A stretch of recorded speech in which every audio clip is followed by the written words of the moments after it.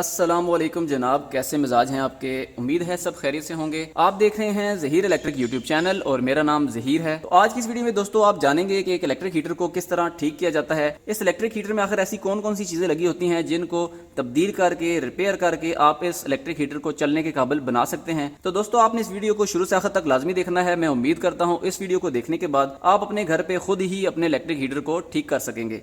तो पहले दोस्तों आप देख सकते हैं इस इलेक्ट्रिक हीटर के अंदर एक अदद राड मौजूद है। तो इस राड का अपना कोई कमाल नहीं होता, इसके ऊपर जो है वो बारीक छोटी छोटी टर्नों के ऊपर मुश्तमिल एक वायर जो है वो इसके ऊपर मौजूद है, जो कि कॉइल की सूरत में है। तो दोस्तों ये जो वायर है इसका जो मटेरियल है इसको हम कहते हैं जी नाइक्रोम वायर। तो नाइक्रोम वायर की ये खासियत होती है कि जब इसमें से करंट गुजारी जाती है तो इसके अंदर हरारत पैदा होती है। तो इस नाइक्रोम वायर की इसी खासियत से फायदा उठाते हुए इलेक्ट्रिक हीटर को जो है वो बनाया गया है।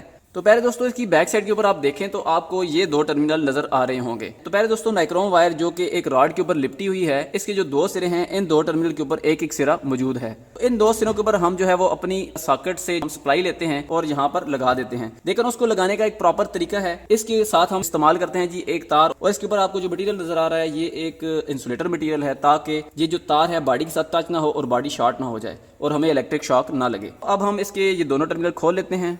अब इन दोनों टर्मिनल के ऊपर हम अपने सीरीज टेस्ट लैंप को लगाएंगे।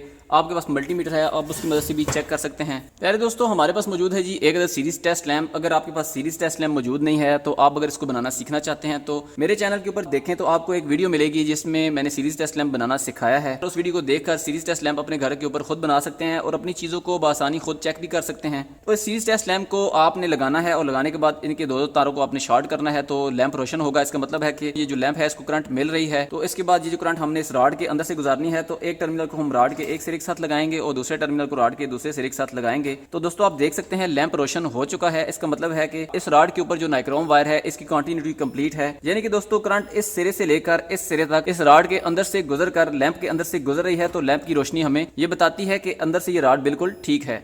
चूंकि दोस्तों अब हमारा रॉड ठीक है तो इसकी जो सप्लाई है इसकी वायर को हम चेक कर लेते हैं। अब हम इसको सीरीज टेस्ट लैंप की मदद से चेक कर लेते हैं। एक सिरे के ऊपर शू लगा है और एक सिरे की दोनों तारें हमने जो है वो इंसुलेशन उनकी उतार ली है। अब इनकी दोनों तारों को आपस में ज्वाइंट कर लेते हैं। एक सिरे से लेकर दूसरे सिरे तक जो है ये वायर आपस में जुड़ चुकी हैं। इन दोनों सिरों के ऊपर हम अपने सीरीज टेस्ट लैंप को लगाएंगे। अगर बल्ब रोशन होता है तो हमारी तार बिल्कुल ठीक है। तो दोस्तों आप देख सकते हैं लैंप रोशन हो चुका है। तो अब हम इस वायर को रॉड के साथ कनेक्ट करते हैं। वायर की सप्लाई को इस रॉड तक पहुंचाने के लिए बीच में हमें इन तारों की जरूरत होगी। तो आप देख सकते हैं ये जो तार है इसका रंग चेंज हो चुका है और देखने में भी ये ऐसे लगता है कि ये लोहे वाली तार है जिसकी मदद से हम लेंटर में सरिया बांधते हैं। इसको हम खत्म करते हैं जी और इसमें हम इस्तेमाल करते हैं जी प्योर कॉपर का कंडक्टर। तो उसके लिए मैंने एक वायर का टुकड़ा ऑलरेडी काट के रखा हुआ है। आप देख सकते हैं ये एक मोटी तार है जो कि 736 की तार है। इसके अंदर से हम एक कंडक्टर को निकालेंगे और दोनों साइड के ऊपर इस्तेमाल कर लेंगे।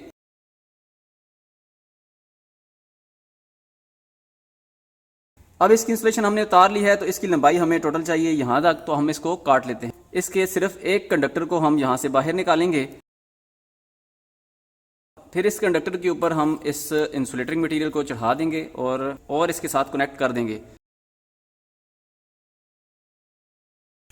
और वायर को लगाते वक्त दोस्तों आपने इसके टर्मिनल को फुल टाइट करना है ताकि लूज कनेक्शन ना हो और स्पार्किंग भी ना हो।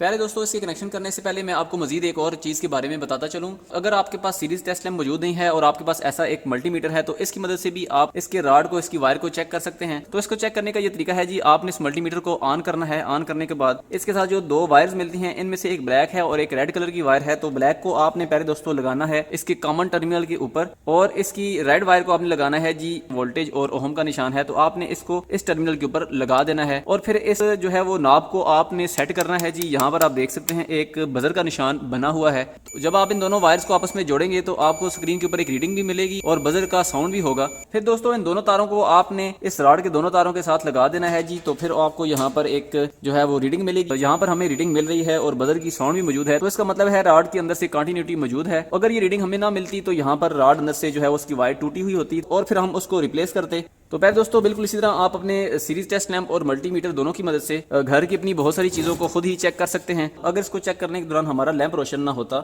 या हमारे मल्टीमीटर के ऊपर रीडिंग ना होती तो यकीनन जो हमारी जो वायर है एक सिरे से लेकर दूसरे सिरे तक कहीं से भी जो है वो ब्रेक होती। तो इसके ब्रेक पॉइंट के ऊपर भी आप जो है वो इसको जोड़ लगाकर इसको रिपेयर कर सकते हैं। लेकिन अक्सर ऐसे होता है कि बार बार रिपेयरिंग के दौरान इसकी लेंथ जो है वो कम हो जाती है और इसमें से गुजरने वाली करंट जो है वो बहुत ज्यादा बढ़ जाती है और इस तरह हमारा जो एलिमेंट है वो बार बार खराब होता रहता है। आप इसको रिपेयर करने की बजाय जो है वो इसको रिप्लेस करें और मार्केट से एक नया जो है वो एलिमेंट ले आएं और इस रॉड के ऊपर दोबारा से उसको लपेट दें। मार्केट में ये बहुत आसानी के साथ 200 रुपए में जो है वो मिल जाता है। इसके बाद दोस्तों इस दोनों वायर के सिरों की एक्स्ट्रा लंबाई में हमने इंसुलेशन उतार लेनी है जी, और फिर उसके साथ हमने इसको करना है कनेक्ट। इन दोनों सिरों की जो कंडक्टर हैं इनको इकट्ठा कर लेना है ताकि ये बिखरे नहीं। फिर उसके बाद एक एक वायर को आपने इसके साथ वायर को एक एक करके इस तरह एक साथ जोड़ लगाना है और प्लास की मदद से इसको करना है जी टाइट, ताकि कहीं पे भी लूज कनेक्शन ना हो। इसको टाइट कर लेने के बाद एक्स्ट्रा वायर को हमने यहाँ से काट लेना है जी, और फिर यहाँ पर इसको हमने लगा देना है।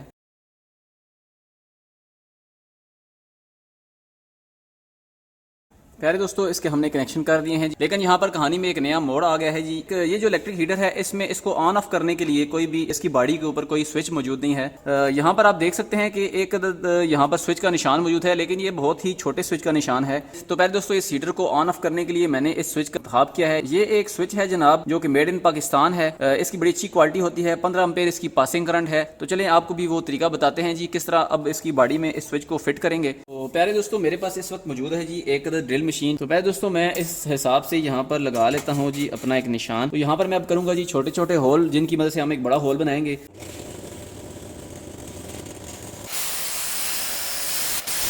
उस ड्रिल मशीन की मदद से छोटे छोटे सुराख करके एक मैंने जो है वो बड़ा होल बना लिया और उसके ऊपर अपने इस 15 एम्पेयर के स्विच को जो है वो लगा दिया है। ये वाली जो दो तारें थी ये आपस में जुड़ी हुई थी, तो ये वाली जो दो तारें हैं इन दोनों को हमने स्विच के एक एक टर्मिनल के ऊपर बारी बारी लगा देना है।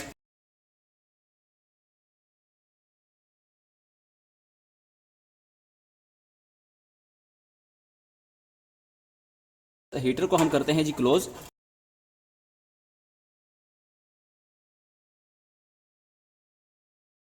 इसको चला के चेक करते हैं जी, इसके स्विच को भी टेस्ट कर लेते हैं। साथ सप्लाई की तार हमने लगा दी है और इसके स्विच को करते हैं ऑन। और दोस्तों अब इसके कॉइल का कलर जो है वो आहिस्ता आहिस्ता चेंज होना शुरू हो चुका है। इसने जो है वो हरारत भी पैदा करना शुरू कर दी है। तो हमारा हीटर जो है जनाब बिल्कुल ठीक है।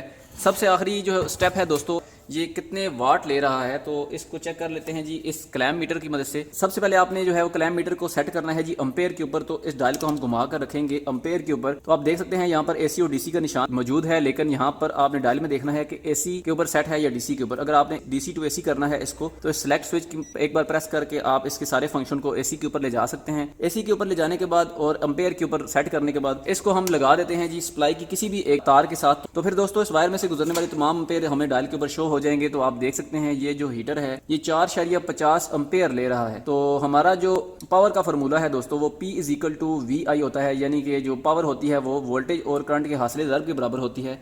तो यहाँ पर हमारे पास जो वोल्टेज है वो 230 वोल्ट हैं और जो करंट है वो 4.5 अम्पेयर है। तो ऑलमोस्ट दोस्तों ये 1000 वाट बन जाता है। तो ये जो हमारा हीटर है एक सिंगल रॉड वाला, ये 1000 वाट जो है वो पावर कंज्यूम कर रहा है। ये दोस्तों अगर बिल के हिसाब से देखा जाए तो 1000 वाट लोड जब 1 घंटे के लिए चलता है तो 1 यूनिट ड्रॉप होता है। यानी दोस्तों ये जो हीटर है ये 1 घंटा चलेगा तो 1 यूनिट जो है हमारी ड्रॉप होगी। तो ये थी दोस्तों आज की वीडियो। उम्मीद करता हूँ इस वीडियो को देखने के बाद आप अपने इलेक्ट्रिक हीटर को अपने घर पे खुद ही रिपेयर कर सकेंगे। नए आने वाले दोस्तों से गुजारिश है कि चैनल को सब्सक्राइब जरूर करें और अपनी राय का इजहार कमेंट बॉक्स में जरूर कीजिएगा। मिलते हैं दोस्तों किसी और वीडियो के साथ, तब तक रखिएगा अपना बहुत सारा ख्याल। अल्लाह हाफिज।